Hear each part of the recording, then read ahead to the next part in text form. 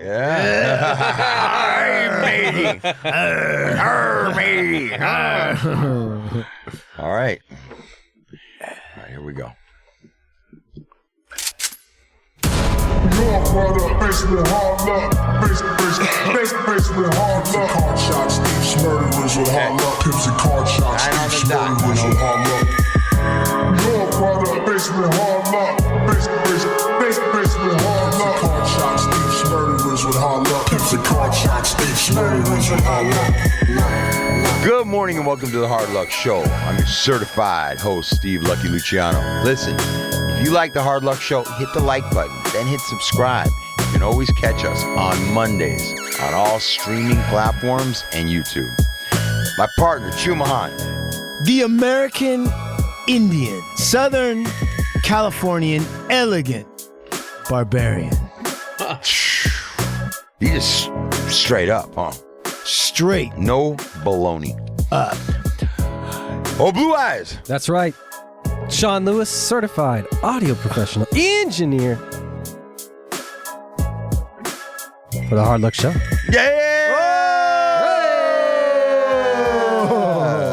He compounded it that time. Yeah. A little weight, and he dropped the whole thing on you. Yeah. We got Big Pick Mike handling all of our visuals. What's going on, y'all? What's happening? Yeah. DJ Ice Cream Yeah, DJ Ice Cream in the house. in the his. Well, ladies and gentlemen, we have a special show for you today. We have a special guest.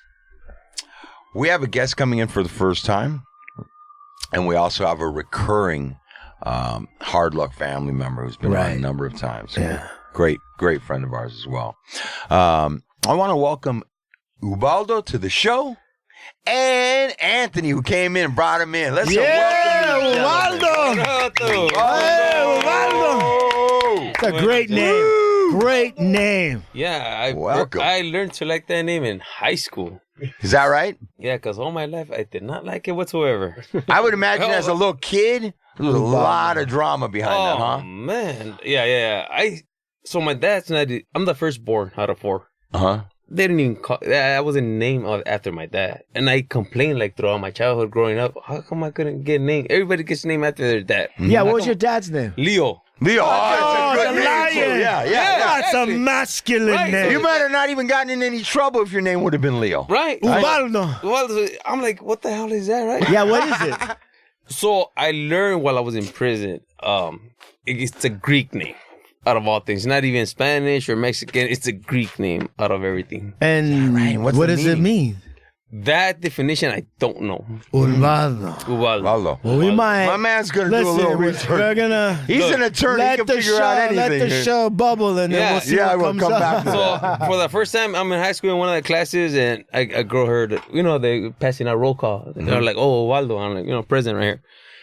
And the girl goes, what's your name? So in my head, I'm like, oh, here we go again. Like that's weird or something, right? She goes, oh, I like it. You like it? He goes, yeah, I like it too, man. Fuck yeah. She convinced you. Yeah. She convinced From you. that point on, I like my name, Yeah. From that point on, I like What's the correct pronunciation? Ubaldo. Ubaldo, because I might have said it wrong. It's spelled how? It's Ubaldo. B or V? No, B. B. Yeah, so Ubaldo. so a lot of people like to emphasize the U in it. The U, so that Ubaldo. is That's like, what I said, Ubaldo. Yeah, so it's pretty much you read it in Spanish saying Ubaldo. Ubaldo. I like that, though. I like it. All right. And Anthony. What kind of name is that? What does that mean? Means Antonio. Yeah. My dad's name was Anthony, too.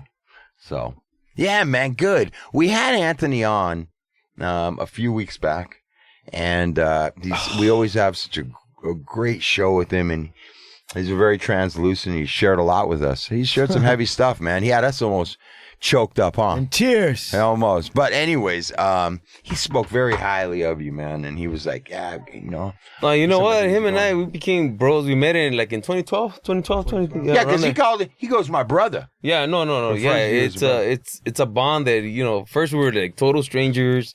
Then we bonded, met each other, hanging around. And that trust, especially in prison, right. It's like, who do you give that full trust to? You just... Not even to your own family, you give your full trust to. And here, him and I, at a certain point in time, we the full trust was just there, and it's like it's not even a friendship no more. It's just family after that. Right. Yeah, Right. so Was Well, it he's a a was good it man. Was it like an instant sort of awareness or knowledge that you guys were cut from the same cloth? you know what? I think what made us cool, we had a certain individual we didn't like. Oh, that always that always brings you together. common enemy. Right, common an enemy. asshole. Yeah. An asshole always brings I the know cheeks how together. that goes. Yeah. Yeah. Yeah, so since that point now, we're like, okay, we're in the same page with that guy. All right, cool. We're in the same boat together, bro. Yeah, we understand.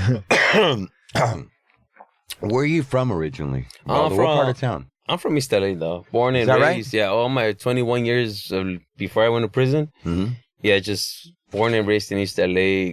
I was the firstborn from my mom's side. From the mom's side of the family, I was the firstborn on this side. I'm the secondborn from my dad's side. Mm-hmm.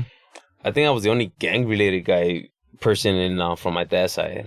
From my mom's side, yeah, there was a few thugs around there, but Okay. they're all from the Bay Area though. Oh, is that right? Yeah, They're from yeah. up north. Up north. Yes. Tell me a little bit about growing up. Brothers, sisters. So I'm the oldest of four. I'm the oldest by 6 years, 9 and 10 years. And we were born in order of boy, girl, boy, girl. Okay. You know what? Growing up, it was awesome. My parents were there, taught me, especially between my both parents, respect, love, care. Whatever I learned, whatever's passed on to me, pass it on to your siblings. Look out for them. You're the Sure. oldest, and you feel that you grow up with that responsibility. Okay, you're the oldest after the firstborn. It's like they tell you, okay, you're her guardian now. Also, Right. Did you want that responsibility at the I time? loved it, man. You did. I loved it without a doubt. Yeah, knowing that this baby girl. So it's like, so my dad's real old school. This man. He's to that definition that you cannot teach an old dog new tricks. Mm-hmm. Like he will not learn what he learned throughout his childhood growing up in Mexico. He stuck with it. But the man he passed on a lot to respect others, treat others the way you want to be treated, honor who you are, and have integrity for yourself at all times. Be yourself at all times. He gave me later on we'll get into it. He gave me a pretty good lesson that I didn't like at the time, but it worked for the rest of my life too. What was his profession? He was a construction worker growing up. He worked in the fields at first. Then he picked up the construction work. But then he also got into shenanigans himself. Let's go with that. Is that right? Yeah. Shenanigans. Let's go shenanigans. I learned that word in the county. Right. Yeah, somebody Right. said, I think one of the officers said, yeah, stop all your shenanigans. And at the time, I'm like, Irish. That's an what the Irish fuck? word. I went straight to the dictionary. What the fuck is that? Shenanigans. Yeah. Yeah. Okay. Related to malarkey. Yeah. Yeah. Right. What'd you find out about his name? This is interesting. Okay. According to my sources here, okay, on Wikipedia, Ubaldo is a masculine Italian and Spanish given name from Germanic, it says here. The word ug meaning mind and bold. Wow. Bold mind. Wow. Wow, that's pretty strong. That's yeah. dope, bro. Yeah, it bold is, right? I didn't know you were going to come here and find out. so. I never even bought, I had phones, I had access to, I never bothered to look it up. I Well, said, you didn't have to. Right. Because here we are. Here we are. Yeah. So a man with a I even felt my chest go up right now. Yeah. I saw it go up. It almost knocked your own hat off. I saw it. Your hat went up. That's Bold funny. mind. A bold mind. Does that fit for you? I don't like. Yes, I'm gonna say yes. Yes. Great, I don't like being like, oh yeah, that's me or so forth. But you know what? Yes, it really does, and not because of myself, but because the lessons I was taught in life. Right. Yeah. Right. Sounds like Dad was instilling some amount of morals and ethical stuff. He was trying to share without with a you, doubt. right? Yeah, and Mom was there too. Like even things that she would tell me on the side, like, hey, even things that she didn't like from Pops. She's like, hey, make sure you don't do this to your girl or so forth, or be like this with a woman and so forth. All right, cool. But what part of Mexico was your father from? They're both from Michoacan. Okay. And what does that mean for people who don't know really in terms of culture or background? What does that mean? So technically, so my dad was real. He used to love sticking up to this very moment. He loved sticking to his native roots too.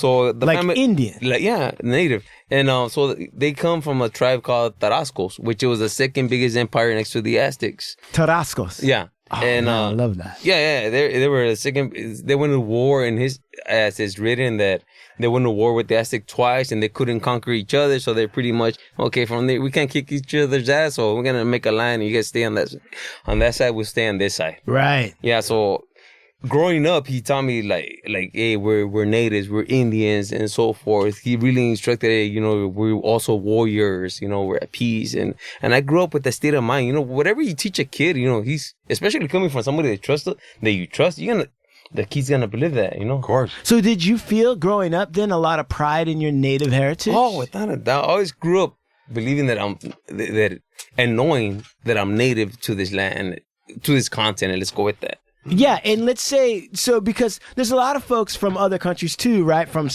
Central and South America, Yes. whatever, and some of them haven't. Somehow they're on some other city part or there's something else, and they don't have as deep a connection to the Indio part of that country. And so were you ever able, like, is there anything that you recall as like a saying or something that was passed on to you that you were like, you know what, that's from the native roots that I have?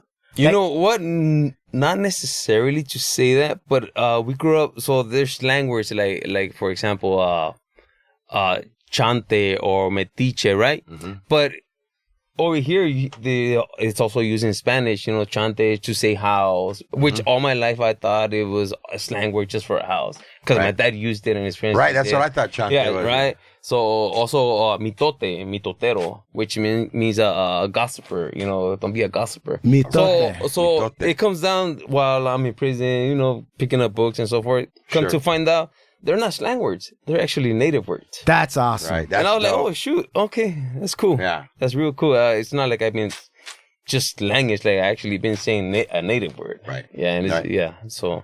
Go back to the chante. Yeah, I've even used that word. And I always thought that was just like a slang word for casa. Yeah, exactly. It's strange. Spanglish in the neighborhood. Right. Yeah. Right, I mean, it's interesting though because without having people come forward to be able to say like, no, that word actually isn't. All of that, that's part of what makes natives invisible to a lot of other people because they don't know, right? And it's not heard. You don't see the influence of the native influence coming from up south all the way to here to this podcast with this gentleman here sharing and relating that my father, right, had a strong identification. These are words that I soon learned were native words on this continent, right? Yeah. Like you said. For a guy like me, that's very... I want to say like exciting or like very communal or very powerful. Yeah. One of the funniest ones that I learned, which I don't know, everybody eats avocado here by any chance? Yeah. Oh yeah. So the got a original name to avocado is aguacate. Yeah. Right. Yeah, aguacate. Which is also a native word to this continent. Yes. And the thing is that I learned not too long ago, the word aguacate to the native actually means testicles. Yeah, because it looks like balls. Yeah. Wow. It's like big black I balls. didn't know that. I did know that. So it's like you like aguacate. I didn't know that. You like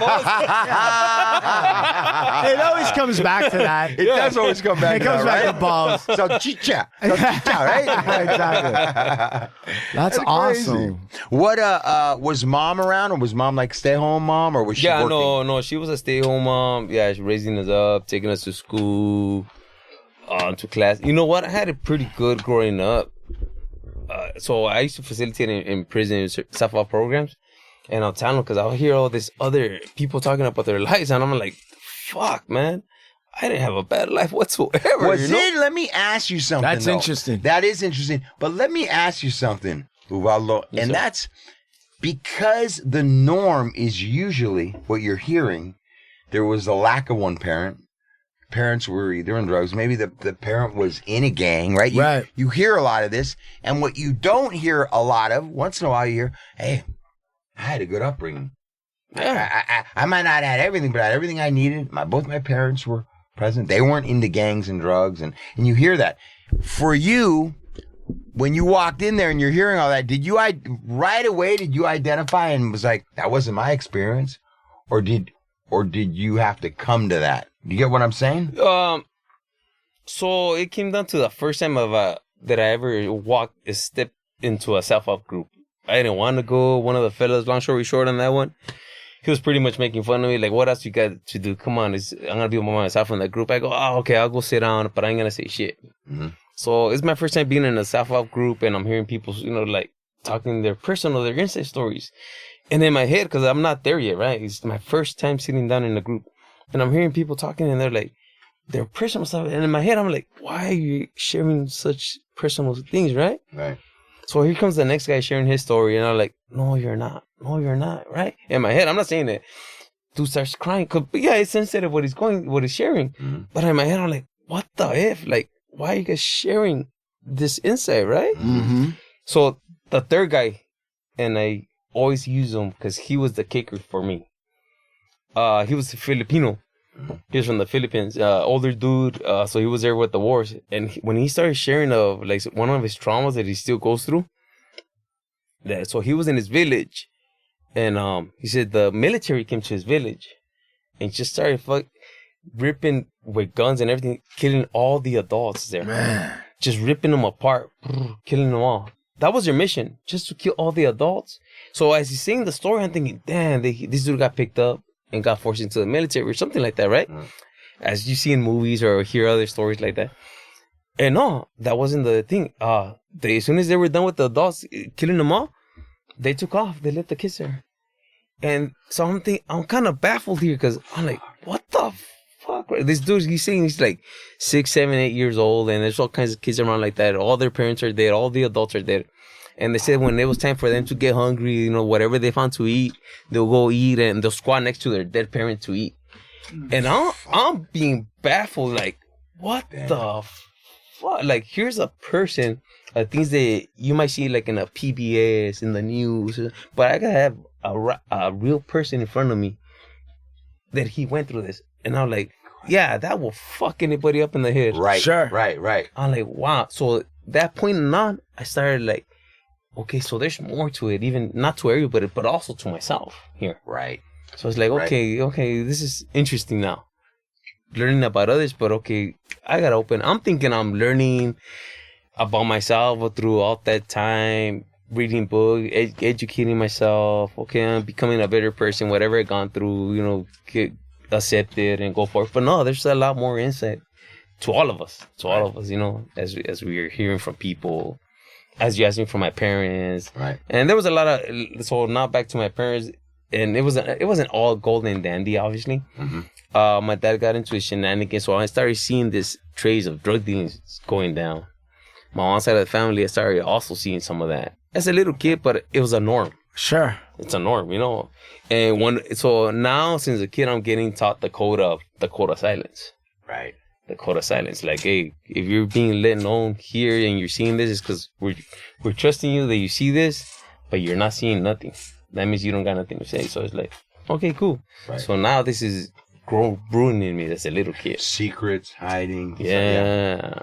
But also an admission into a different world.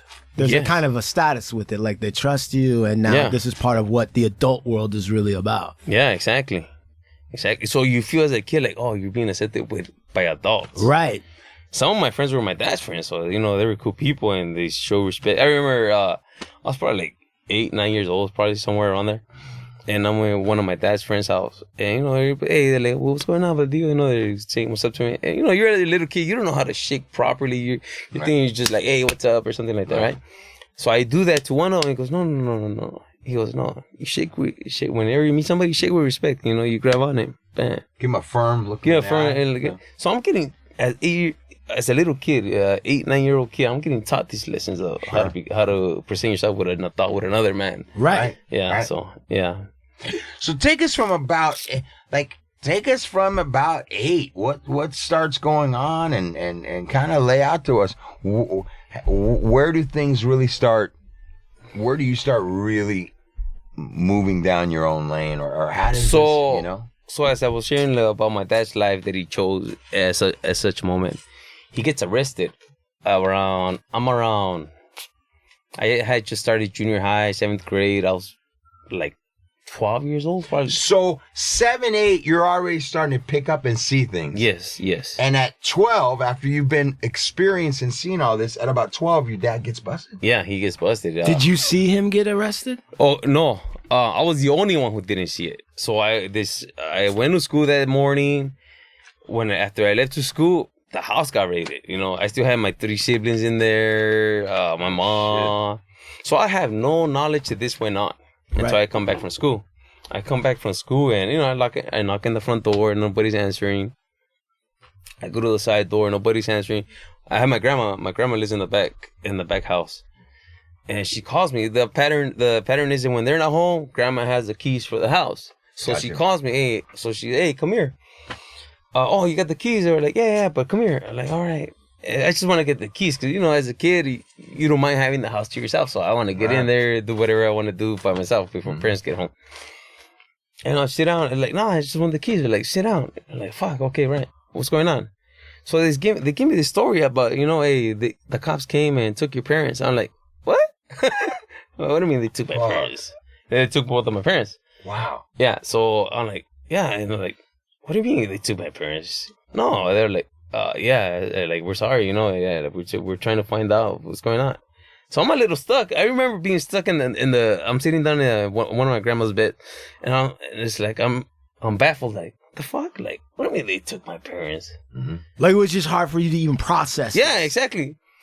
So, like, they had to convince me that really happened. Right. So I was like, oh shit, you guys, like, this is real, you know? My parents are gone and shit. What the fuck? Right. And like a minute later, it clicks in. Oh shit, where's my brother and sisters at? You know? Right. Where they at? And they're like, they were next door with my uncle. They're like, oh shit, I took off. I gotta go find them. Because, mind you, so now the guardianship kicks in. Right. I'm responsible. You're in charge. Yeah, so the guardianship kicks in. So I go after them and I find them. And I remember I was seeing all 3 of them. Like, as soon as they see me, they rush me because they were there. So they got to see my parents get taken away. So they want to run to you. Yeah. Right. Yeah. So I was like, oh man. So yeah, it's weird. My mom gets bailed out that night. My dad probably gets bailed out like probably like 2 weeks later or something like that. I'm not so clear on that one. He fights his case while he's released. He has to go back in. The final deal is that he has to go back in like for a year and a half, something like that. Mm-hmm. And that happened. So and mom didn't have to go back in. No, my mom was clear. So she wasn't really involved. No, so the law back then, you know, as long as someone raises their hand, like, hey, I'm fully responsible for all this shit that gets found here. It's like, okay, here you go, you know? Right. And so that happened. So mind you, growing up, taking a little bit back, my dad was the one always keeping my hand out of the cookie jar, you know, checking my ass for anything that I was going off the lane or whatever. Yeah. I was actually doing pretty well. Like I said, he taught me his sport, which it was handball, which we also had a passion with right here between him and I. They had me going to music school, art school, pretty much anything I wanted, I had coming. And he, as long as I wasn't a straight arrow, he was the one always like, hey, stop doing that, do this, do that. You have respect for the next person, or so forth. So now he's gone for a year and a half. I don't have that nobody checking me. I don't feel that leash no more. So I'm older now. You're also kind of like the man of the house at this point in time. To say, yeah. You know, and you feel that. You feel that. Right, but in a young kid's way, you don't know all the real things. Obviously, yeah. But I also now I'm getting to know people though. They go out to parties. And I've been knowing them, but I'm not hanging around with them because I wasn't able to go. Yeah. You're still too young. Yeah. But here, my dad's not around. So it's like, hey, you want to go here? So, you know, mom, she's trying to be cool with everybody, with everything that's going on. So, you know, as long as I throw those puppy eyes at her, you know, Pops is gone, can I go? She's trying to keep everybody, like, settled down and, like, okay, but make sure you come back. I said, yeah, don't trip. So, yeah, so I started going now, started getting to know about hanging around in parties, girls. Yeah. And so a year and a half goes on of that. My dad gets out. I'm already like 13 and a half, going on 14, something like that. Yeah. And, you know, it was cool, great having him back, obviously. Sure. But when he tried to do that, okay, you can't do this. He tried to check that. you again? Yeah, it's like, yeah, bro, that's not happening. That's not going to happen That's now. not happening. That was back then. This is now. Yeah, that's not happening. Like, I like this that I just discovered. This is awesome. Right. You know, being in the streets. Did you guys butt heads over that? Oh, dude. So, we were butting heads. They were trying to keep me on check. So now, here are some of the fellas so it's a 4-block radius of fellas that we grew up together.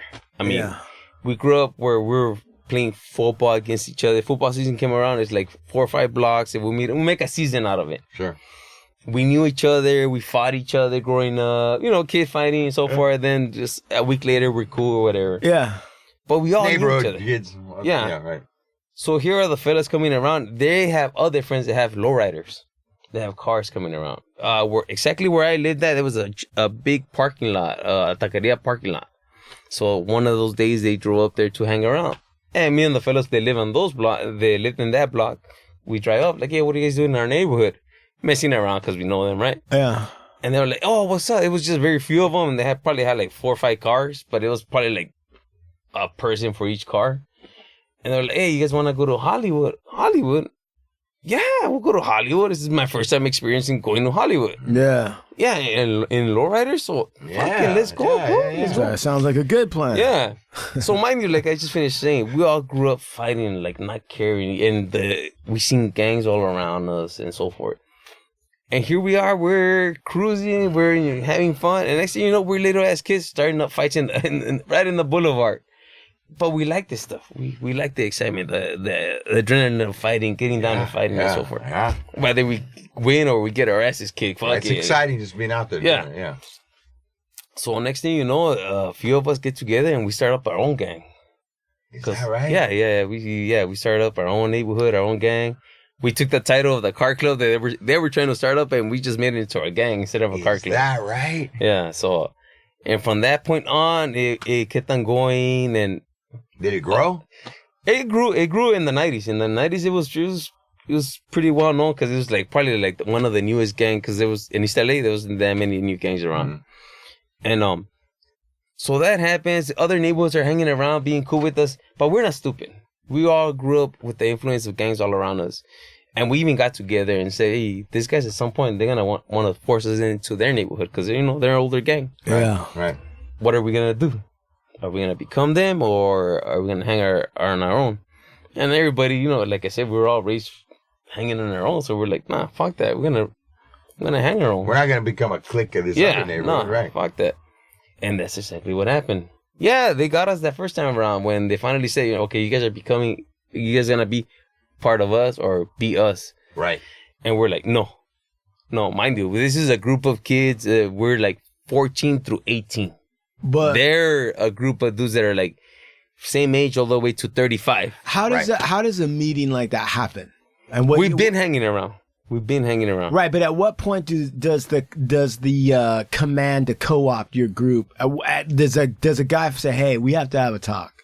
Yeah. So pretty much on their behalf is like, oh, we're just hanging around. It's their plan, obviously. Yeah, it's their plan. It's not. We're not involved in their plan. Right. So I guess that night they said, okay, this night we're gonna force them to become us, or we're gonna erase them. Right. That in their heads. And that's what happened. So here, I was 2 blocks away when it finally happened. I heard a couple of gunshots, and I was like, "Oh shoot!"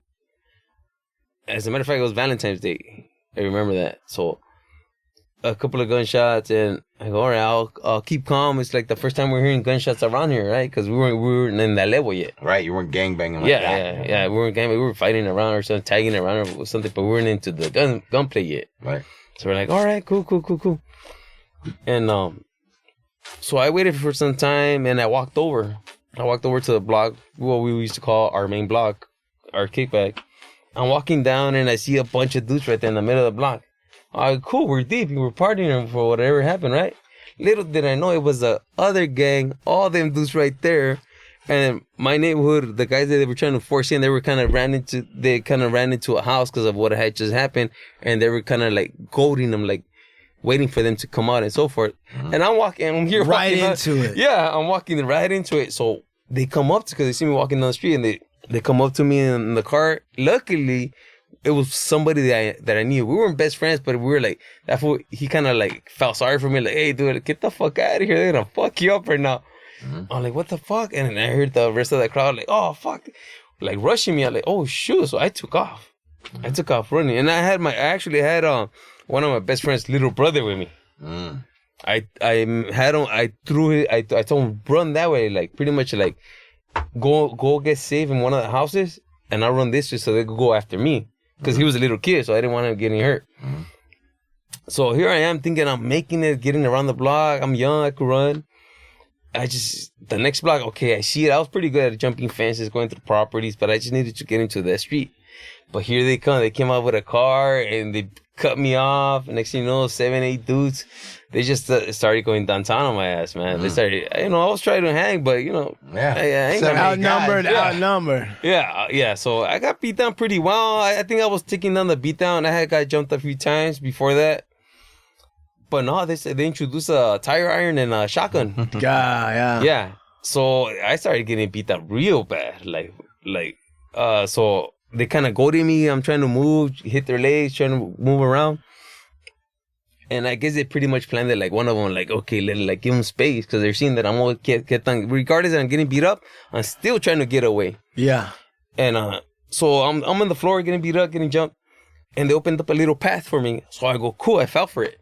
I jumped up, get out, and the dude was just waiting for me, just to give me a hard, nice kick in the face. Solid. So the first thing that happened right as soon as I got kicked in the face, the first thing that came to mind, I was like, wow, the thing that it really happens to Wile E. Coyote is true. You see stars. You really see stars, bro. Yeah, dude. I was like, it stunned me, and gang of sparks just came out. Like, you really do see stars, bro. Like, yeah. I was like, oh, I got flipped around. That one did it. I couldn't hear. I went deaf. I was seeing that dude with the tire going downtown at me. The dudes were kicking me. I was just numb, just seeing my body going, and they were poking me with a shotgun. That's crazy. And so in the end, they left me there, and he put the shotgun right in my face, like probably an inch away from my face. I could see him in the end of the barrel, and he's saying something. I don't know what. Pretty much, I'm deaf. I couldn't hear no more. Yeah. But in my mind, while I'm there, I'm like, wow, I only live to be 14 years old. You thought that? Yeah, like I mean, the shotgun's right here, and what's going on? And, I know the gang violence in East LA since I was a kid. People get killed. So I'm thinking that's about to happen right there, and I wasn't even scared because I was just so numbed out that I was like, wow, I was in shock. I was in shock and tripping out that I only lived to be 14 years old, and. Hey, I was blessed by a reason or another. They left me there. Right. They just left me there. They took off. So the area where they left me at, I knew if I don't get up, nobody's going to find me there. It's dark. It was late night when that happened. And I lived around the corner from the following block. But I could not get up, bro. I don't know. Up to this moment, I will never guess. I won't even try to how long I was on that floor, on the ground. I got up. And I dropped 3 different times, and I finally made it to the last time I made it to the corner where I was able to see my house, and I go, all right, just gather so much in. Because I kept on wanting, every time I dropped, I just wanted to knock out, like, just go to sleep. Just like, damn. But I knew that if I did, nobody was going to find me. Like, probably hours, and who knows if I was going to be able to wake up at that. Right. And so on the last drop, I see my house in the corner, and I'm like, fuck, come on, dude, come on. So I made it. Somehow I made it to the side door. I kept on banging it. And my dad might scream like, hey, what the fuck is that out there, right? Yeah, I kept on banging. I didn't even stop. And he opened up the door. And as soon as I seen him, I was like, oh, cool. Blink. Out. Wow. Out. So next thing you know, I had like a little hit like in my forehead. And I'm like, what the fuck? Like internally? Yeah. And so it was a paramedic sitting me with the ammonia stick. With the ammonia stick. Yeah, to wake my ass up. Did that shit work? Yeah, fucking woke my ass up and shit. God damn. So I don't know what's the actual reaction to it if you actually sniffed Well, you that. were like, what the fuck was that? Yeah, it took me out of my I was out. Smelling salts. Yeah, that's crazy. Yeah, so I'm like, what the fuck? And I see all the commotion around me, like, what the fuck's going on here? I look down, I see all kinds of blood, my shirt ripped up. I'm like, what the fuck? And it starts coming back, oh yeah, I just got my ass beat the fuck down. Right. So they were like, hey, you know where you're at? And I started looking around. I started seeing the pictures on the wall. Like, yeah, my pad. I'm like, all right. They're like, okay, you got a few concussions, dude. You want us to take you to the hospital? They tell my mom. I'm like, nah, fuck this shit. I ain't going nowhere, you know? And so they left my ass right there. So I wash up, whatever happened that night. So the next day I wake up. I'm waking up with what had happened the night before. And I'm like, I'm pretty fucked up in the head, dude. I'm 14 years old. Yeah. I'm like, what the fuck? Like, they pretty much left my ass for dead. You know, they tried to kill me. Almost. Yeah, they tried to kill me. So in my head, I'm like, fuck, this is just fucking they tried to kill me last night. Like, I felt that. All right. And from that moment on, I vouch. You know what? Fuck everybody. Like, everybody that I feel is an enemy, disrespects me or something, yeah, I'm going to try to do what they just did to me. Right, because if I don't, it's going to happen again. Yeah, so... And I got to fucking... So, from that point on, we come back to what you had asked me earlier, my relationship with my dad. Yeah, I got so bad where I disregarded my parents so bad, dude. Like, I disrespected them like they were strangers. Like, anytime they try to tell me something, like, hey, leave me the fuck alone. We speak Spanish, so the words in Spanish are a little bit more vulgar, you know? Yeah. And I'm talking to them, and they're like, why are you talking to us like that, and so forth. But it's not that I was starting... I learned this as I learned about myself in there. Mm-hmm. When we had the turning point in there, you started learning through the groups. Yeah. That the reason why I was doing that, they had no one good or bad reason to do that for. The only reason I kept on... to say fucking them off away from me is so I don't have that love that they always give me for what I gotta do. Because if they give me that love, that care, how am I gonna go do all this bad stuff? It might weaken you. Yeah. You need to have a hardness. You have to have trife there. Yeah. In order to be able to do what you're doing, right? That went on for 4 years straight. That shows the love of my parents. Of course, I fucked them off, like, stay away. I didn't move out of the house. I had a little shack on the side of the house that I made in my room. Mm-hmm. I had to be forced to be made because I didn't want to be even with the family inside. Mm. Yeah, so that's why I did that. I had to keep them away so I could concentrate on doing all this bad shit that I got to do. Right. Did your dad try to understand what you were going through as a man and understanding that there is violence in the world and the world is a dangerous, dark place? Yeah, I mean, we were all fully aware. He knows about the gangs around there. I mean, you know, ever since, East LA pretty much has a long history of gangs. So anybody living there since the 70s, 80s, even before that, 50s, 60s, if you read on about it, it's well known for the root of gangs. Right, gang activities. As time went on, you hear about, you know, back then you hear the stories of how they used to get so many rumbles, fights, bats, chains, knuckles. Then the knives came in and so forth. Then in the late 80s, that group of gang members, pretty much, they're the ones that introduced the gunplay. Mm-hmm. The late 80s ones and the 90s, we just took it and went crazy with it.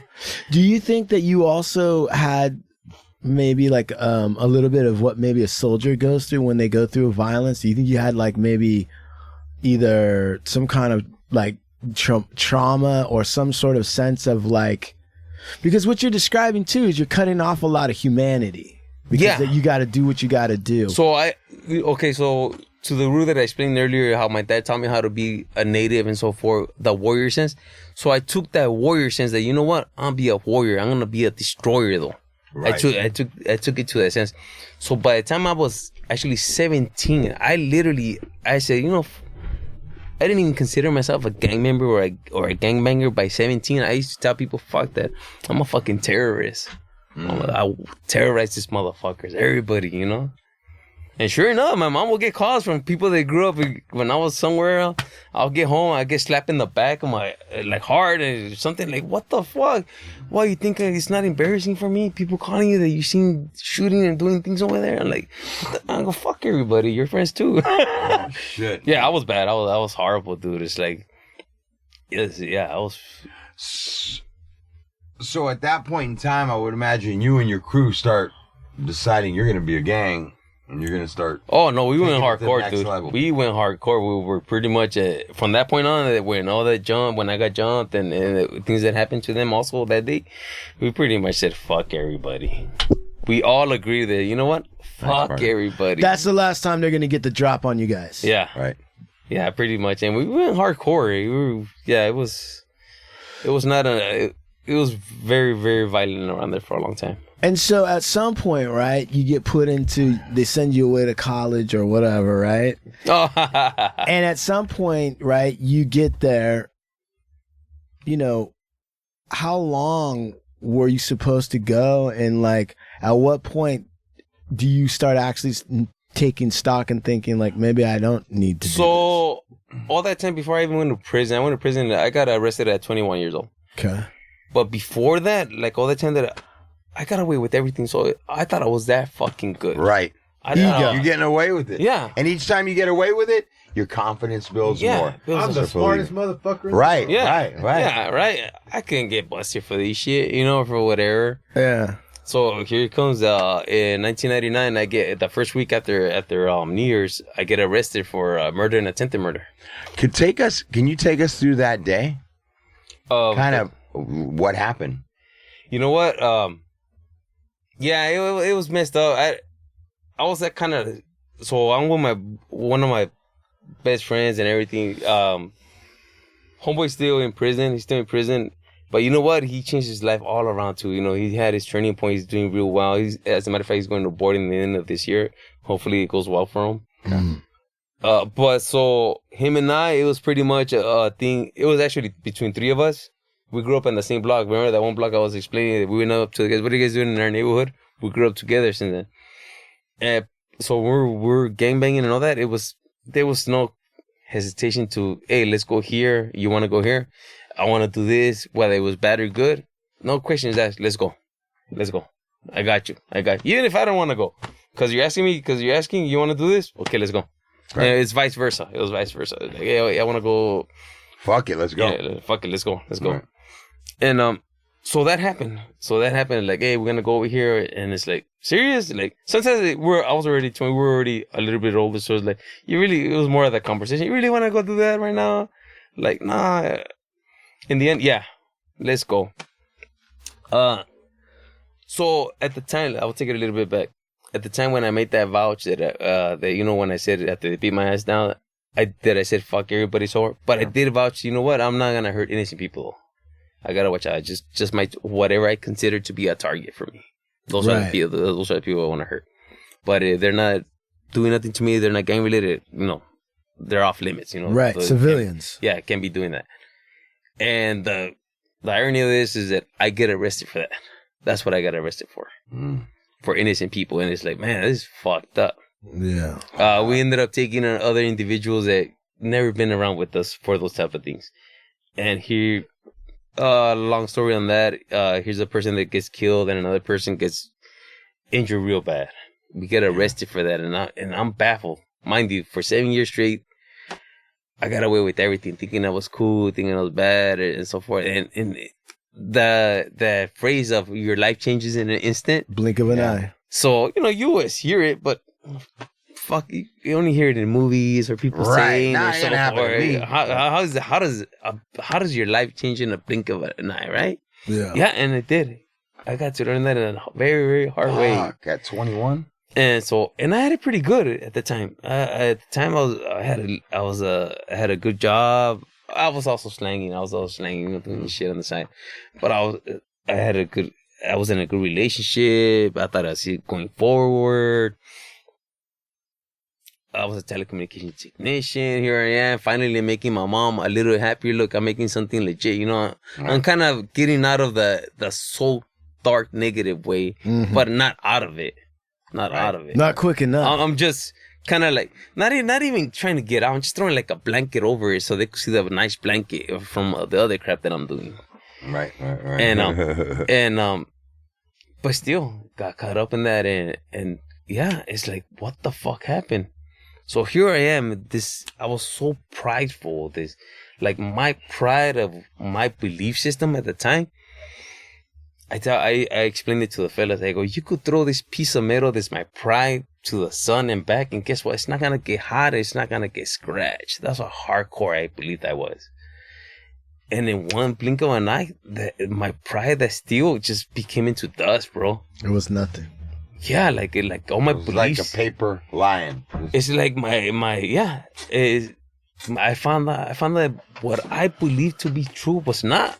Like, what the fuck? Yeah. Like, people are gonna be there in case something happens. No, that's not what happened. People started going away.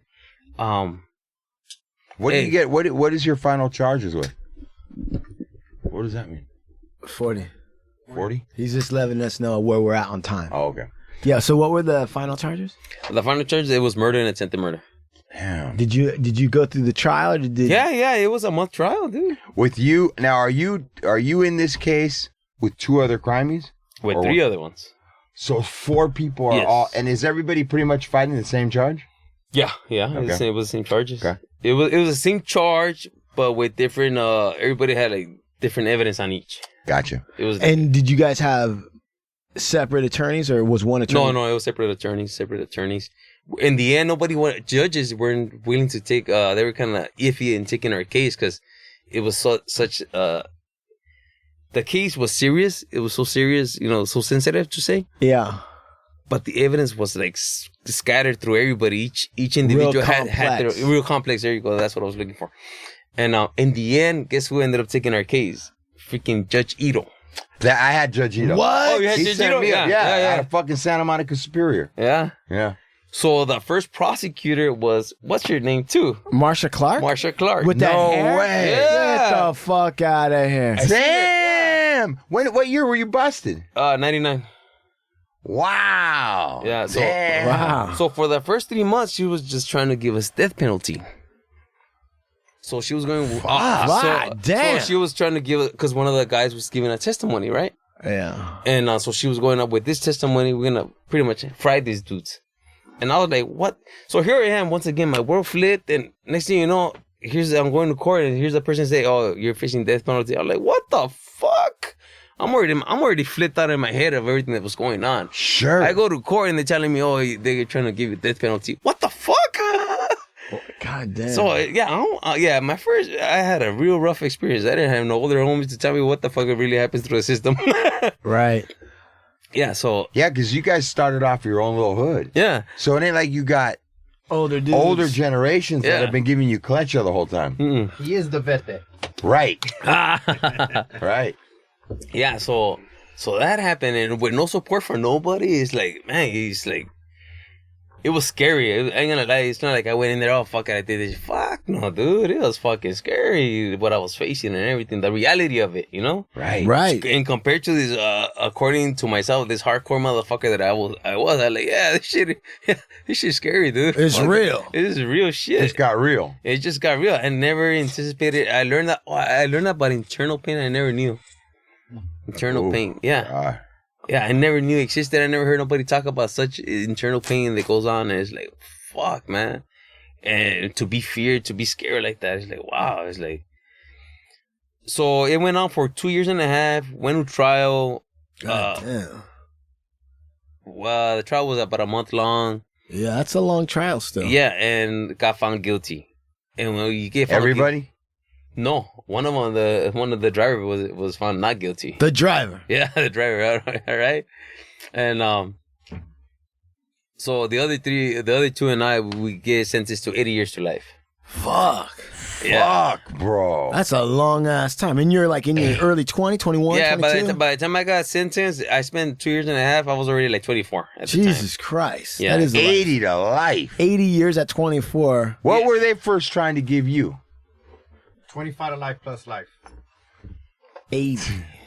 25 plus life. Plus Right. life plus life. Plus life, plus life. Because it was a murder and 3 attempts. So it's like, how do you figure with those numbers, right? Yeah. And Those numbers, no matter which way you switch them, you're still getting fucked. you're fucked. You're through. You're washed You're up. washed Right. up, yeah. What does it feel like when the jury comes back and they're reading it off and you think there might be a chance that they'll say not guilty and then you hear You know what? It was fucked up. Because did your attorney have you believing that you had some kind of action No, or that something the was crazy part, all the attorneys, I was the one with the least evidence and everything that I kept on going to court on my own sometimes because they try to release me because they didn't have shit on me. You know, it was only a testimony. So they gave me all this type of evidence that I fought, hair samples, blood samples, footprints, fingerprints, okay, everything negative. So every time it's not like they shot me everything at one time. They'll try one, Yeah. and okay, not it, or so forth. Then they'll throw me another to detain me, to keep on holding me. What they wanted to do is pretty much they wanted me to flip me, because they kept on 3 times. I was like probably the only that I remember. I was the only one they offered to, like, hey dude, like you don't have to go to prison, just get on the stand and go home, you know.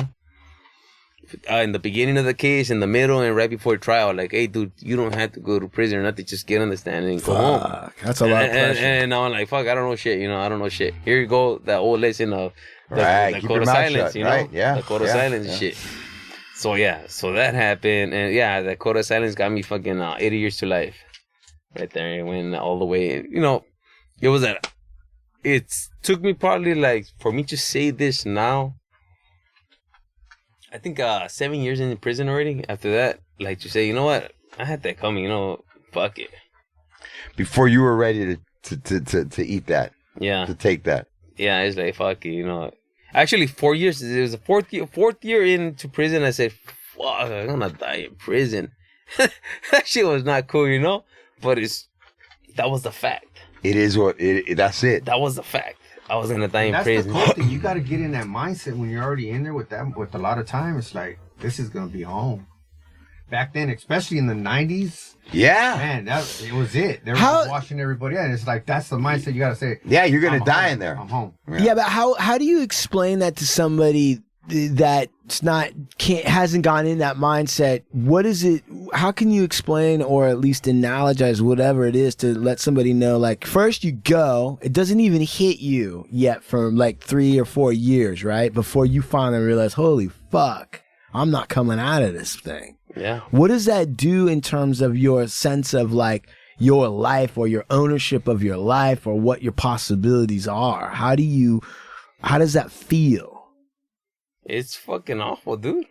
It is awful. All your memories, like your whole life that you had before that moment, it turns just into memories. Fuck. You don't have nobody around. You don't have nothing of that around no more. You don't have your loved ones. You don't have your food. You don't have your house. You don't have... Everything's gone, bro. Everything becomes a memory. Fuck. Everything's just, oh, I remember this. I remember that. And the fucked up part, as you go on doing time, sometimes you start going, fuck, I forgot about that. I forget about this. And so forth. You start losing a lot of sense of what we lived before prison, before our arrest time. But like I said, I can't speak for everybody. I'm going to speak for myself on that. That, like I said, it took me 4 years to say, you know what? Fuck, I'm going to die in here. And it's not an easy thing to say. Right. I wasn't even accepting it, but it's like, I'm telling myself from the outside in, like, yeah, Dick, you're going to die in here, you know? Accept it. Like, there's a part of me like, no, they didn't want to, but the reality is that, yeah, we're going to die in here, bro. It's like, fuck. And it took me another 3 years. So all that time, I'm enraged, bro, because I felt betrayed by everybody. Sure. You're fucking pissed. Oh, no, I was enraged, bro. Like, internally, like, every fucking day that I woke up, I wanted to kill everybody that I felt they felt betrayed for 7 years straight, bro. What was the greatest betrayal? What was the betrayal that you felt? Everybody that honored their code of, we're gonna be there, we're gonna take care of something for you. So here's a guy turning and nobody's doing anything. Somebody that says gonna spend the rest of my life with me, at least for the meanwhile while I'm fighting the case. No, also family members didn't even show up. They were pretty much like, oh shit, like that's heavy shit to get involved and help them in, you know? And like nothing. And so it's like, my parents were around, don't get me wrong. My parents, you know, they're the ones that are always gonna stay around. They were the only ones that They were the only ones right there. And so it's like, fuck, and that's, you know, so that goes on. And it took me up to my 7th year in prison that I said, you know what? Fuck everybody. I gotta stop being like that. Because it fucks you up, dude. It really fucks you up, waking up every single day, being enraged, just wanting to kill somebody, or just hating life, hating everybody else. Not hating life, hating everyone that you just can't get your hands around their necks. Let me ask you something. Yes, sir. Are you taking that rage and anger, and are you getting involved in the shit inside there? No, No, I mean, pretty much at the time where you end up in a level, what's it called, a level 4 in prison? Yeah. They're pretty much slammed down. I get there and I spent like close to 5 years in the first one. Is like probably the whole time in total that I came out to the yard was probably like 3-4 months. It's lockdown. Like you hear everybody just getting whacking each other, whacking the cops and so forth. So it's like, and to me it was nothing because I spent almost 3 years in the county. So you're indoors, so it was all right, cool. You know, at least over here I got a TV and shit. What? Yeah, you can't wait to get to the joint after the fucking county. Yeah, well, I never knew about it, so right. Yeah. Let me ask you this: what prison were you at? Where'd they send you to? I started reception was Delano, then I ended up in Salinas Valley. Yeah, and Salinas Valley had the record at the time for the most stabbings at the time, and yeah, while I was there, I found out why. Yeah, it really backed up. It lived up to its It's a repetition. Yeah. Tell me about, because I always ask this. You're coming on the bus and you're driving into this place. What was going through your head your first time heading to prison? I'm like, what the fuck? You're tripping out, and it's a funny story to that one. So as we're driving in Salinas Valley, it opens up its big door to the yard with the van to drive in. You know, it's not like it opens up quick; it opens up slow. Yeah. And I'm in my head, I'm like, fuck, I can't believe I'm right here and so forth. Like I'm tripping out on what's happening, right? Yeah. And there's a youngster in the van, and out of nowhere, like everybody's quiet, right? Mm-hmm. You got a few older veteranos, they're probably second, third term coming out. They don't know, you know, nothing's coming back to the hood. And here's this kid that it's quiet, so he goes, oh, as the doors open, he goes, oh, look, like Jurassic Park. And everybody started laughing. I started laughing. Like, what the fuck? Like, I could never forget that dude saying that shit. I'm like, oh, that's hilarious right there. But you know what? Yeah, you walk into a yard of freaking dinosaurs. If you don't watch your steps in there, you're gonna get eaten up. Yeah. So then, how do you get? So it was on your own, on the natural, that you said, like, I can't live like this because it is eating me up. So I've got to come to some kind of terms with what's going on right now. Yes. Pretty much just letting it go. Like, fuck everybody, you know? Stop hating everybody. Like, I'm still in here regardless. On meeting people, on getting to know good people in there and so forth. Actually, in Salinas Valley, I met another person I call family, Robert. He's still in prison, man. He's been there like 30-something years now. Mm-hmm. And that dude's like, he was involved in all kinds of, but he spent like his first 20-something years just in a level 4 in shoes and shit. So for him, having him as a Sally and being like, and he's level-headed. It's not like you see him and he's a kid. Like, nah, he was just that hardcore motherfucker and shit. Right. And but he gave me the run on how to survive, the rules, how to go about situations and things like that. And while he was my Sally, even before he was my Sally, you know, he took a liking to me. He's also from East LA, from the East LA area, and he gave me the whole rundown. And you know what? I live by those rules that the dude taught me all that time in there. You got Klecha from the right dude. Yeah, for sure. And but also backing up my shit, you know, backing up my shit is like, yeah, you gotta back up your shit, fucker, and shit like that. Like, and the thing was that wasn't an issue with me because I did it in the streets for so long. Now I'm just in a new community. Right. You just handling business wasn't no big deal. Yeah. And I never chose to. I mean, you know what? I was the one dude that, you know, yeah, if something cracks off, I'm out there.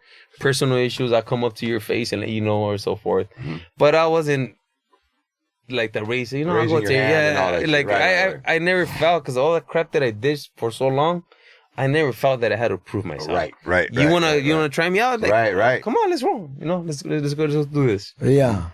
Yeah, and it happened a few times, you know, but nothing went that crazy because they found out that, oh shit, this wasn't fucking around and shit like that. Which I'm also glad, you know. Right. But then at some point, you take a further step to changing your outlook or whatever it was, right? Your mind changed further. How does that come about? When does that start to hit? You're talking like going to to groups and so forth. Well, I call it a turning point. Yeah. Right. Yeah. Turning point. I call it. So this took place around 15, 16. We were still in there. I was seeing him going to programs and so forth, and we were hearing. You've been down about 15 now. Yeah, by that time. By that point. And you do get tired. You do get tired of the drama because I have the prior prison I was in. I had like 2 big old dramas right there. Then in the prison I'm in right there, we were in Folsom, and I had some other personal issues, like just dudes acting like making an issue. They want to get so serious, and like it's really gonna crack off. I don't know. Their intentions was like to scare me, and I was gonna roll away or something like that. And when that wasn't happening, they're like, okay, never mind, shit like that. So. But when in those moments, I used to get back into the rage stage. Right. Like, they're taking you through your emotions. Yeah, because my things since I got found guilty, my thing after that, like issues with anybody was this. Like before I go heads up or before I go face somebody down or something was like, or even the cops is like, is this gonna hurt more than when I lost my family, my loved ones? No, let's go. Right. What do you got to lose? Yeah. Right. You're like, this is nothing compared to when I lost my family. F you, Yeah. But 15 years in, you're seeing other guys that you respect and whatnot starting to do something. This turning point is coming. What was some of the major things that really caused you? The drama that I just spoke of, living it over and over and over. You get tired of that shit, dude. Right. Like, you hear about it, but you're like, whatever. But yeah, I came to that term to where, you know what? I'm tired of this bullshit, It's exhausting. It's exhausting for what, Right, and for what? It's like, fuck this shit. Like, I'll hang my issues. I hang with the fellas or whatever it is, but you get tired of it. Like, what is it for? And why are we doing this again and again and again? The same thing, same scenario. Like, it's time to get off the hamster wheel. Yeah. There you go. Right. And, yeah. And if you have 80 to life or whatever it is that you're facing, how is it then you're able to figure out or get some way that now you're here on the podcast talking outside? You know what? So I remember I was 10 years in. And I told myself, I believed that by that time I was in Ironwood. And I said, you know what? Regardless that I'm going to die in here, fuck it. Every single day that I wake up, I'm going to be happy as fuck. You made that decision. Yeah. I'm going to enjoy my fucking day. I don't care what it is. Wow. Now that took 10 years to say that. Yeah. And going through all the emotions he went through to finally see at the end. I think it's interesting that he says, I made a decision. Right. I made a decision I was going to be happy. Go on. Yeah. And you know what? Ever since then, from that point on, and I still share it with people up to this very present moment with you gentlemen in front of you. Yeah. Every single day I get to wake up, I'm fucking happy as fuck. I'm enjoying this fucking day. Right. To the fullest. And now that I have this opportunity of being out here again, it's like, you know what? And so I've been out here, it's about a year now. I've been out for a year now. He's baby fresh. And wow. When you changed your mindset and decided to make that decision to enjoy life, does that in turn at some point in time begin to spark some type of hope? You know what? Hope was always there, but the reality of it was like, fuck, that's not happening, right? Right. So people ask that, did you have hope and so forth? Mm-hmm. And it's like, sometimes it's like, well, yes and no. It's like, I wanted to have hope, but the reality will kill it. Mm-hmm. So I think it was in my first week out or second week out, my sister, she had The Rock. Remember the movie The Rock with Sean Connery? Yeah. Oh, it was just a little scene that was going on, and I was just overhearing it. When they get captured and Sean Connery's in the top cell and what's his name in the bottom cell. Yeah. And he tells him, hey, so all that time, and Nicolas Cage is asking him, all that time they were in here, how the fuck did you, what made you keep on going? And he stops when he was doing the little rope. He's doing the fish line to get out. Yeah. And he stops and he tells him, well, I was, that the hope he had, he was nurturing hope. I'm like, oh shit. That's a good way. That's a good way. Like that. Like that's a good way to explain that now. Like I nurture the hope. Hopefully, it's like a pet, a kitten, but then you put him down, and once in a great while you pet him down here again. Sure. And keep on going. So I go. That's a good way to explain. Yeah. You nurture the hope. Meaning like not pinning everything on it so that the reality kills it right away. Yeah. It was just a pit right here that you pit once in a while. Right.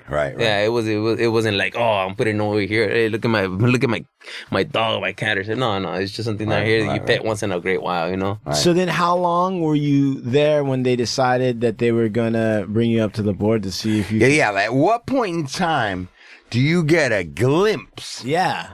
Even a glimpse of like, was it somebody that you saw paroled, or when did you get a glimpse that, hey? No, there's some laws changing, as they've been doing the law reformations right here in California. Right. Yeah. So, for the juveniles, they say, okay, finally getting the juveniles out of here. They're raising it up to, what was it? When they raised it to 23 and over, which by that time I was like, like 16 years in. But all this law, 3 strikes, it's like, it didn't suit me whatsoever for what I was down for. And then they got the senior act, and they got the frontal lobe. And nothing was for me until they finally made that raise to 23 and under. Before the juveniles, I'm like, 261. Yeah. 261. Meaning, you guys, if you're listening, what they're talking about is, at one point in time, there was a certain age. If you committed the crime before a certain age, say 21, 20, your frontal lobe wasn't fully developed, and the decisions you were making, you weren't really responsible for, in a sense. And then that got extended out to 23, right? It went from 18 to under, and then it went from 23 and under. And now they called it diminished capacity. Right. Of It's youth. fascinating because it's akin to having some sort of mental incapacity, like a insanity, temporary insanity. It's akin to that because it's diminished capacity, meaning you can't form a proper decision to be held legally accountable for by virtue of your age. So now they have it up to 25 now. Now it's up to 25. But what's odd about it's good because it's getting people out and stuff. But what's odd about it, in a sense, is that they weren't thinking like that when they were locking youngsters up. Oh, no. Right? No. They were just herding them up at a certain point and just throwing them in. Yeah, that was the law. Throw away, lock them up, throw away the key. Right. I mean, 16-year-olds, remember, they were like, charge them as adults. Whatever, right. And then it's nice to think to a certain extent that maybe a little bit of science, sort of informed, but it can't just be that because why then are they releasing this pressure valve all of a sudden on 23, 25 and under and acknowledging that? Because you still might not, I don't know that the diminished capacity would work on the front end of a conviction. Meaning, I don't know that a lawyer could say if a 21-year-old did something, say, well, hold on a second. You guys already recognize diminished capacity, so how are we going to actually convict them? Right. So, I don't know. Do you have, Anthony, any thoughts on what else is driving that change in the law? Not really. I mean, I think it had to do with a lot of the way they were shutting down a lot of the youth authorities. Because if you think about it right now, youth authority is obsolete. Right. And as they were passing those 2 laws, they were actually getting rid of a lot of the institutions for the youth at the same time. Right. Interesting. Well, it's kind of like, I think what he's saying too is it's kind of like the thing with like the Senior Act. They came up with the Senior Act saying, oh, if this guy doesn't have any write-ups, he's been down X amount of time, and he's this years old, well, he's not really going to be, but the reality is like at 60, men start suffering different type of medical things. Water pills. Right. And they just, I think they dressed it up in a way to make it seem moral, but in reality, they didn't want to foot the bill for any more fucking guys that are over 65 or whatever it is and start kicking them out. But, okay, so then back to at what point in time do things, at what point in time do they start, does that law come down and applies to you? And you find out now it's 23. And so I believe that was in, I want to say like 20... I think it was 2015. 15? I think it was 15. 15, 16, around there. Because I went to board on 16. Yeah, and they had just called me up, giving a pursuit. I told you, right, before you left? Yeah. Yeah, because they called me down. We have counselors in there, right? How does that news get handed to you? So the counselor calls me down. I have no knowledge of what the news that this is about to give me. He goes, hey, dude, I just need to inform you that, you got a board date in 2023. I got a board date in 2023. You like, they're making a mistake. Yeah, because my regular board was 2072.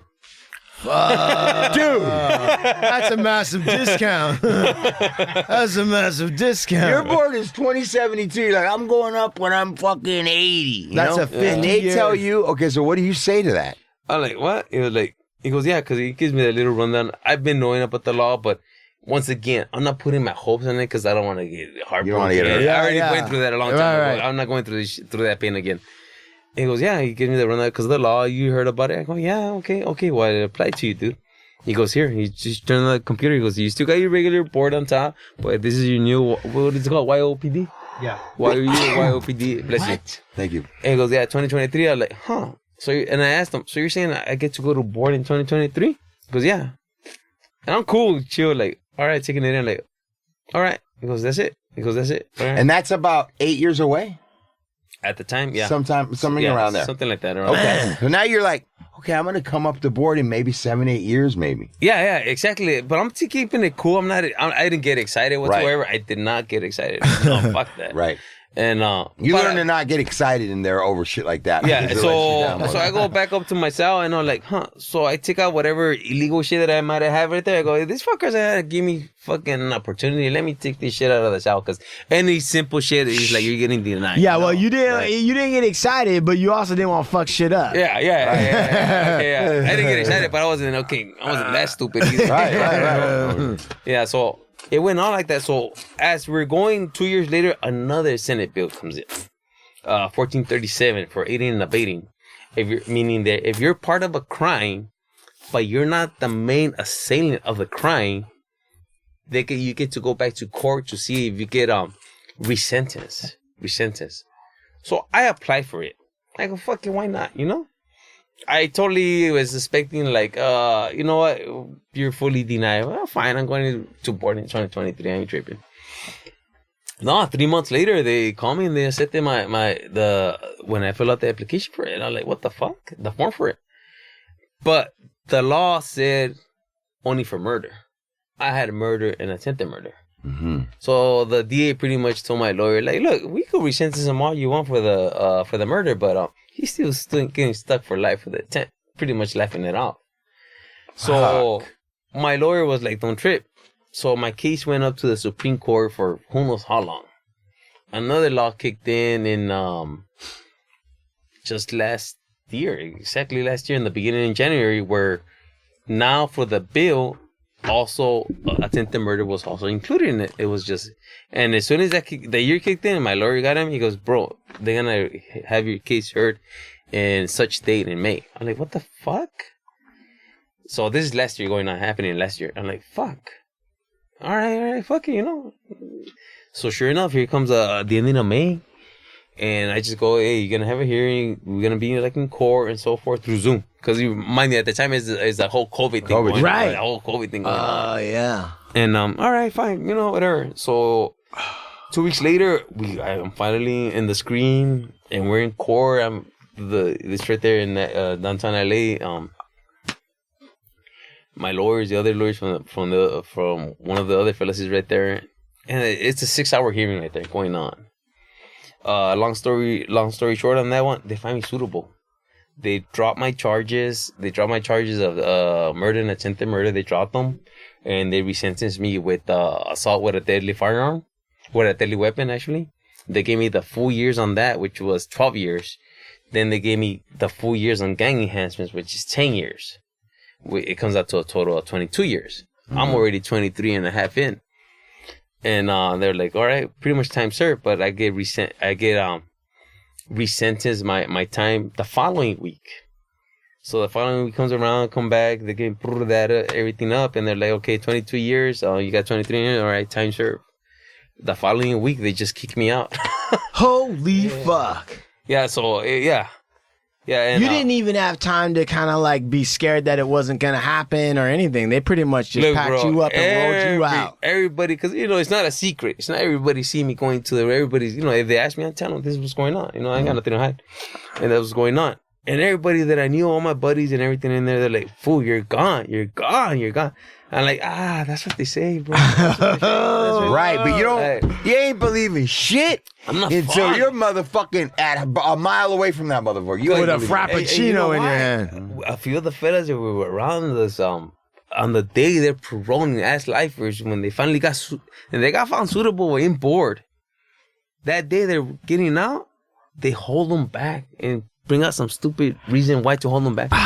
Dude, I seen this dude, his face, and I'm feeling this shit. Right. So I seen that a couple of times, and it's like, that's Fuck. Fuck dude. that. You're fucking with somebody's mind so fucked up, dude, that he's happy, he's about to walk out, knowing that at some point he was never gonna walk out. Cool, and he was found suitable by the board and so forth. And they're like, hey, you can't leave. You have to go back in. So I seen that firsthand. So I'm like, fuck that. I ain't going through that shit. Right. Fuck you. Right. Fuck you. Right. And I didn't believe it until that Thursday before. I got released on a Monday. On the Thursday before, I was like, they call me in. I know that protocol because I work for the hospital there. Okay. So I see everybody that comes in when they're paroling, they have to come in to get their medical records or whatever. Right. Medical, get them ready to, so when they get, I know that process. So here I am in that process. Right. And one of the nurses is like, oh, congratulations. They were like, for what? They're like, oh, you're paroling. He goes, you could see that right there? He goes, yeah. He goes, look, you're paroling on Monday. When he told me that and showed it to me, I got nauseated. I wanted to throw up right there. Like, Fuck, bro. How long at this point in time have you been down? 23? 23 and a half, yeah. 23 and a half. Yeah, so I was like, fuck. Like, oh, shit, this shit got real, you know? Talk about Friday, Saturday, and Sunday. You're on a level 2 yard at this point in time? Yeah, I'm on a level 2 yard right there. Tell me about after you walk out of there. That's a Friday, Saturday, and Sunday. Tell me about that. No, my stupid ass got into it with somebody in the yard on a Friday, the next day. And we didn't get into it. Nothing serious. It could have became that, but luckily the other person like pretty much backed off. But as I'm doing this, I reacted as soon as I opened my mouth up, because you remember how I used to be always opening my fucking mouth up. I wouldn't back down. Like I'll follow through. Right. And as soon as I did that in my head, I'm like, what the fuck did you just do, dude? Yeah. What the fuck? So now I'm in public. I'm in front of everybody who's getting, looking up too and shit. So I'm like, oh, you're a dumbass, dude. Now don't fuck this up. So luckily, my blessing was this other dude didn't want none, Right. So I was like, oh, fuck, man. What a dumbass. Thank you, Right. Yeah, so. Can you even sleep knowing that you're going home in 2 days? You know what? Bless you, sir. Thank you. And I try to stay mentally to say, like, fuck that until I'm out. Until I'm out. Right. Until I'm out. Fuck that. Like, I had to keep on fighting myself where, like, don't fall for it, dude. Because on the way out, they could pull you back in. Right. Remember what happened to homeboy? Like, it will sit me back down. Like, shit, no shit, right? So during the whole process, it's like a 3-stage process right there, right? Like R&R, then in the middle, then to get your money. Right? Yeah. So the middle part, so in R&R, I'm right there sitting down like, waiting for it. Hey, Cervantes, we You got your something. property and shit in there with you? Yeah, I got my box right there. They're like, hey, Cervantes, you can't leave. I'm waiting for that to come down. And I was going to be like, all right, let's roll. Like, I was expecting for them to pull that shit away from me. Right. And not give them the satisfaction. Not good, dude, right. Nah, so I'd be like, hey, fuck you, let's roll, Fuck Yeah. I still got my cell open, let's roll. Right. So that was an R&R. So here goes the second section and shit, waiting in the return of the facility. Right there what the castle is and shit. Right. And I'm still right there waiting because they have you waiting for quite a while. Been there for a while. Yeah, I was there for a while. Sweating. It's a long I wait. felt like when I was releasing on my second term, when I'm waiting and they keep you waiting in the second one, in my head I go, they're combing through all my shit to make sure there ain't nothing they can refile on me for. That's what I'm thinking in my head. They're running my records. You know what I'm saying? Seeing what can we keep them in for. Go on. Yeah, and I'm seeing some of the staff coming in now because it's early in the morning. And I know I've been there for a while and I work for a lot of the staff right there. So it's like, oh, hey, buddy, congratulations. But all that time that I'm there, I'm still waiting for these fuckers to say, hey, you got to go back in. We can't release you. All right, cool, fine. Let's roll. So finally the time comes that they actually get us out of that cage. Hey, we're going to put you in the van, go get your, across the street, get your money, then put you in the van and go. Like, so now it got real when you actually walk out of that facility. You're like, oh shit. like, oh fuck, like, okay, like it's my first time after so long walking like out of the premises, you know. What does that feel like? It was weird. It was fucking weird because it's like, how the fuck am I outside of this walls with no handcuffs on or shit, like shackled up? Like it was protocol. Like I'm gonna go to the doctor. Pretty much that's how we go out for our medical if you need to. So it's like, and I gone out for I got real bad in this where I was going to medical so long. So every time I come out, I had to be shackled up. It's like, all right, cool, I don't mind the ride. So it's like, come on, let's get shackled up. So here I am walking out of the damn facility with no shackles. I'm like, what the fuck? Like, fella, can you give me some handcuffs or something right here so I can fuck out? So I can feel normal, right? Yeah. Right? So that doesn't happen. We get in the van, give us their money. They make the first stop over there by the parking lot. Okay, because some of the other fellas are going to the bus stop, but I have my sister and my niece waiting for me. And I get off, and it's like, oh shit, like This is really happening. yeah. So it was nice. It was a cool little thing that happened right there. And we go to my sister's car, and I'm in the car, and I'm feeling weird as fuck. Like I'm in the car, like my ankles keep on moving because I never been in a vehicle for over half of my life without handcuffs. So it's like, damn, it's like shit, like I think the whole damn trip I kept on moving my ankles, like damn, like okay. Yeah, that was a trip. It was nice. It was really Steve, Big Lex always says that when like he's going, like when he's leaving and he sees the thing getting smaller and smaller. How does that go? You feel this weight. Yeah, I felt the weight off as I'm looking at the prison get smaller. I could feel like the tension because my experience was that the moment I got sentenced and got pulled into the holding cell in the courthouse, from that moment until the moment I was out of the prison, really out of the prison, there's a level of tension that you have to have.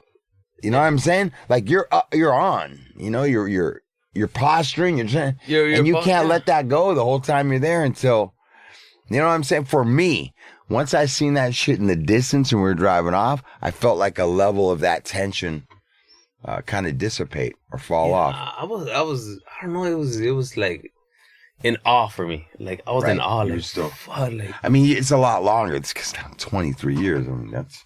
And also, he basically had like 2/3 of the time. We didn't think he was going to be getting out, chopped off all of a sudden, done real fast. And not only that, like for example, homeboy did 28 and shit. Right. And but he went to board, got found suitable. So when you get found suitable, it's like you have your plan to get out for what, 2-3 months, something. How long did you wait? Like 2 months, no more than that. To get released after board. You got 120 for the board to figure it out, and then you get 30 days for the governor to sign it. So right. So now he has that time to figure out what he, acclimate. Probably what he wants to eat outside, you know? Right. Did you know what you were going to eat? Fuck no, dude. I got kicked out, dude. Yeah, you got thrown out. But I mean, I got thrown out. You stop at AM, PM and grab a fucking big gulp? Don't fuck it up at AM, PM. Whatever. I don't know. I ended up, I think, what is she? What do you got? Moons over Miami? We went to IHOP or Denny's, one of those two. You did? Yeah, it stopped. But it's not something I wanted or something. Like, I just accepted it because it is, because I had no freaking plan. What I want to eat, what I want to wear, because I just got kicked the fuck out of prison. Yeah. I didn't get walked out. I just like, get the fuck out. Right. Yeah, so. And they just like, hey, 23 years, figure it out. And what's the next thing you ask? There's a couple things I want to ask you. I was going to ask you what was the first thing that you eated that you really wanted to have. Yeah. You know what? Oh, man. I'm going to listen to those words. So we're talking about food, right? Yeah. Not pussy. I mean, that's on that the fucking. That's already. That makes total sense. You can't live on long arm fucking books for 20 years. So food wise, we're talking about food. So the one that I actually started thinking about was this. There's this restaurant over there in I think it's Bell Gardens. They have this shrimp cocktail, but they serve it to you warm. It's warm. Yeah, it's crazy, but it's freaking bomb, dude. Let me tell you, I've been eating there since I was a little kid. That's probably one of the main things that I crave since all the time that I was. But the fucked up part was when I got out, I came out with this. I had this autoimmune disease that I came out with, like 3 years that I went through. It was literally like I was literally dying in there before I even got out. Fuck. God damn. So that took. So long story on that. It takes my immune system attacks my skin Right. from inside out. Right. Yeah, I had 46% of my skin missing. Like I was pretty much. Yeah, it was a thing where I was already like ready Almost to. died. Yeah, I almost called it quits in there. Like I was pretty much dying in there. I was there. It was like one of those nights in there. I was like, fuck, I could just close my eyes and call it quits. Like I wasn't even. Once again, here goes the same scenario where it wasn't even scary, bro. It was like fuck, death is not even scary right here. Like I could just close my eyes and that's it. But okay, so not coming back out. I'm still going through it. Like some of the stuff that she is because of that. And but I had my skin missing also in my gums, and my palate and the side of my inside the cheeks. Oh, God. So I can't eat a lot of stuff. God damn. When I was real bad in there, drinking water was like drinking acid, bro. Fire. It was crazy. So I couldn't go eat what I wanted at that cocktail because tomatoes, acids, or anything. Oh, shrimp cocktail would be like eating glass. Yeah, oh, bro. Yeah. That's a good way to put it. Yeah, you could. Yeah.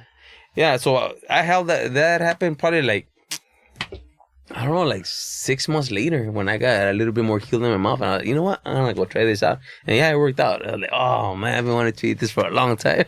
So yeah, that was it for that one right there. Let me ask you, with the first time you took a shower at the pad. Here we go. Oh. Did you take a shower with your boxers on? And No. Really? No? No, but I did have to get some shower shoes on. Yeah. You went into the shower with the shower shoes I told my sister, hey, I before we even got to her place, I had to get some shower shoes because it was in my head already. Like, I don't want to be weird barefoot there. And it's like, I don't want to step in. Can I go get some shower shoes? Like, let me just buy them now. on the way.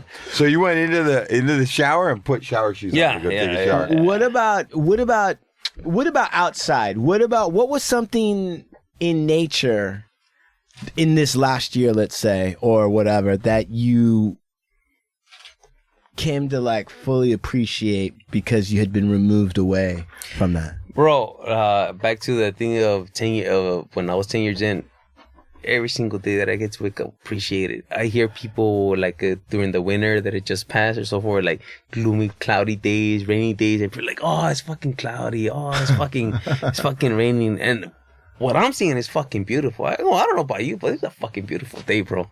Right. Up to this day, when it's hot, oh, it's too hot. It's like, what the fuck is bad, dude? I don't know. That is interesting. I mean, I would think that for the average person that's out there that hasn't been in any kind of deprivation to learn the value of what they have, most people just don't. I mean, that's America 2023 is we got so much shit and we don't appreciate any of it. I think what it is, like for us who have done a lot of time, we show a lot more appreciation for the things that we missed out on or took for granted. Let's put it that way. We took for granted a lot of stuff that everybody else had got to experience. Right. So for this, our second chance, we just take advantage of it and just enjoy it. It's like, yeah, this is a beautiful freaking day. This, like, you could walk down in the ghetto and all that stuff. Man, this is a beautiful place. Sure. Because this was not supposed to happen.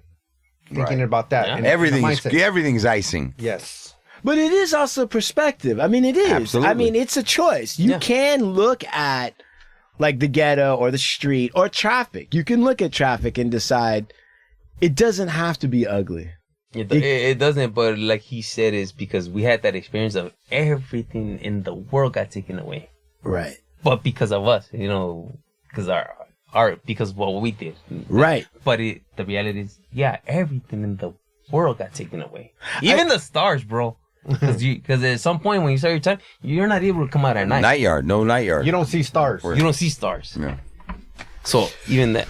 What about this? Now, I'm going to ask this, and I'm just asking it with respect. So if the question's off point or whatever, let me know. But I'm just going to the both of you. In having that much time inside, do you guys ever concern, or is there a possibility that there are some things that you can't appreciate, or that maybe were stunted, or something was numbed out that you think maybe affects you, or not at all? I'm gonna say I'm not affected by anything. I take pride. I take joy in everything. I literally do. Yeah. Bro, okay, so I go out to the desert where there's nothing out there. Yeah. There's nothing out there in El Central. There's nothing. I mean, there's just desert and farmlands and all that stuff. Right. And I was playing pool with a buddy of mine, and there was some girls there, and they were talking, and they're like, man, it sucks out here. It's ugly out here. And I'm like, no, it's actually kind of beautiful. And they're like, what the hell? Yeah. What's wrong with you? Mm-hmm. And I go, you don't understand. You don't get it. I go, there's some beauty out here. I go, but that's my perspective. I got to appreciate everything. I literally do. I have to. For the simple fact that, like I said, I was ungrateful. I didn't take the time to experience the small things and the big things in life, and find gratitude in it. And now I do. I just have to. I have to, bro. I have to. Because, like I said, it's like the waking up, just being happy to have this experience. Because for both, it wasn't supposed to happen. It wasn't. It was never supposed to happen. Right. And like you just finished saying, you know, the appreciation of what we lost and so forth. We were such scumbags that we did whatever we had to do, that we even gave up our loved ones. How bad is that? We chose something else over our loved ones. Right. That's right. So now getting them back is like, damn. Are your parents, are they still alive? Yes, I was blessed to see. Wow, get to see dude, them that's great. Bro. How happy were they? Oh my God. Yeah, they were real, real happy. Yeah, for sure. And your siblings también? Oh yeah. Even the youngest one, my youngest sister, she's like the cold-hearted of all of us. Mm-hmm. And I remember, right? So she's like she's, but I don't say it in a bad way. She's like, the way she sees life, like she'll tell you something straight out, but not to be mean, but it was rude, you know? But real. And it's like, Jazz, what the fuck? She's like, well, yeah. Like she's not being conscious, she's being rude. Like she's not conscious of her actions. So she don't show that much emotion either. Yeah. But you know what? She was one of the hardest ones that every time they went to go see me, she was always happy to see me. So that was cool, always cool. And so she sees me that first day when I get back home, and she gives me a cool little hug, right? Like, oh, cool. Once again, because she's holding her emotion. You know, she don't show emotion. She walks away, you know, and I'm cool with that. I'm fine with it because I know that's the way she is. Right. And like in the split of a second, she just turns around and rushes me. Like, gives you another hug. Yeah. So it's like, oh shit, come here, you know? Yeah. So that was nice. That was real nice. That is nice. Damn, dude. That's love. Yeah. Wow, man. Man, I'm happy. Hey, grateful, for you. man, that his family, that his mother and father are alive and his siblings. You know? A lot of times you get in these situations and that's not the case, bro. No, there's plenty of my bros in there that gone through that, you know? Yeah. And with their kids, children that passed away, you know, that's awful for anyone. Awful. Their parents, their wives. I seen them all. I seen all that pain in people. It's like, fuck. That was the other thing that about every single day in there. It's like, for that news to come by, like, hey, such loved one passed away. Right. It's like, and every single day, you don't want to get called into the office for that. Right. But you also have to be kind of like expecting it, even though you don't want it. Sure. So that part actually sucked all that time in there. Every single day going through it, they might call you in for that. Right. Yeah. So that's it's part of what goes on in there. It's part of the deal. And like I said, I seen it in many of the fellas in there, and man, it was awful, you know? Yeah. It's awful. Yeah. Damn, you guys. That was a great story, man. Couple miracles, right? Yeah. You weren't lying, bro.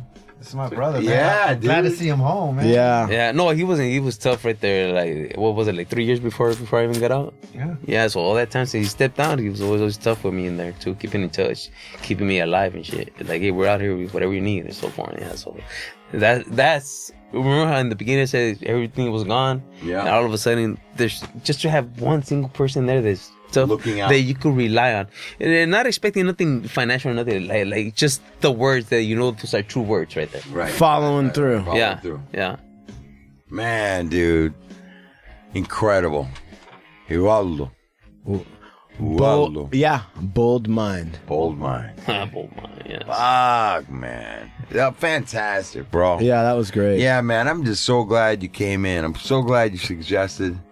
It's an honor, man, to hear your story. No, thank you, fellas. It's very cool. He recommended he was telling me his experience. So once again, he's telling me his experience. Like, yeah, sure, without a doubt, because it's coming from him. Right. Let's go check it out. Yeah, why not? Yeah. See what it's about.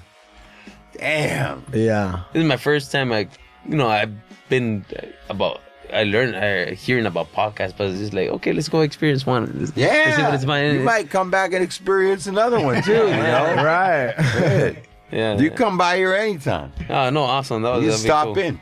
Cool.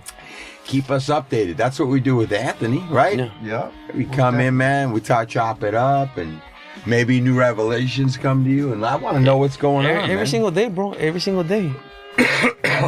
Every single day is a new revelation, a new experience, a new enjoyment, Today, since the morning I woke up, I was in San Bernardino Mountains, hiking up there and so forth. Yeah. Drive back to freaking Wilmington, get ready, took a ride, picked up my bro, and now we're right here, That's it. That's how we do it. That's how you do it, bro. You got to live now. Oh, yeah, for sure, man. That's right. Yeah.